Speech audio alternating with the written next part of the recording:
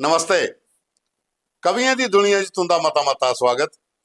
अज डोगरी की एक कविता जी बड़ी मशहूर है, डॉक्टर नसीब सिंह मन्हास हुंदी लिखी थी और इसकी चर्चा भी शैल हुई। कवि जिसलै कविता लिखी ही ना, एक किताब है उनकी दर्द पटारी।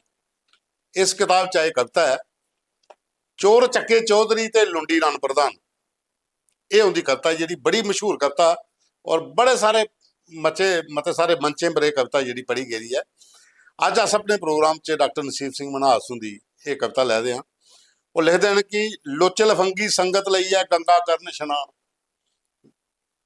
लोचे लफंगी संगत लई है गंगा करन शनान, चोर चक्के चौधरी ते रन प्रधान।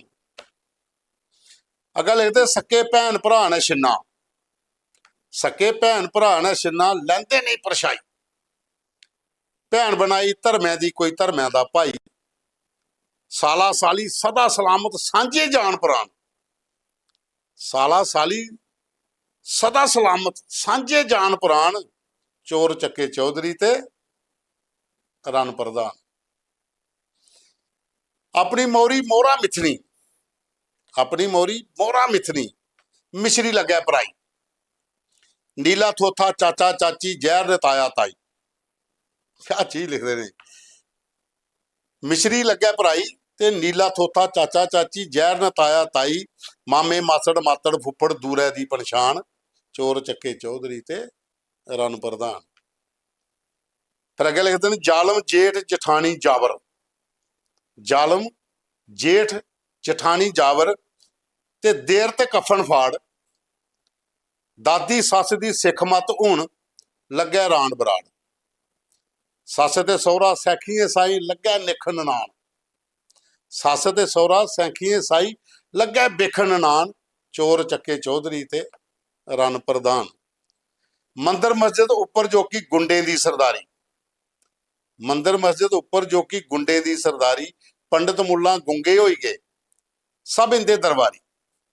पंडित मुल्ला गुंगे होई गए सब इंदे दरबारी।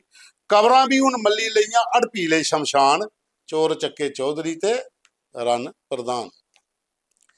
बोर्ड कमेटी सब इंदी है ट्रस्टें पर अधिकार। मंत्री संतरी मुट्ठी दे विच इंदी गै सरकार। पक्ष विपक्षे सड़ा दिखावा अंदरां ने एक जान, चोर चक्के चौधरी ते रन प्रधान। ये नसीब सिंह दी मन्हास हुंदी कविता है। उन्हें कविता तुसीं कनेही लगदी है? मेरे हिसाब से ठीक लग। ये पर कमेंट करियो, लाइक करियो ते शेयर करियो।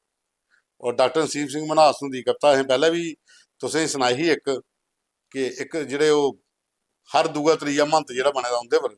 अज ये कविता ही हुंदी चोर चक्के चौधरी ते लुंडी रन प्रधान। उम्मीद कविता अच्छी लगी है। हुण तुसें कनेही लगदी है तुस कमेंट करिए, लाइक करिए, शेयर करिए।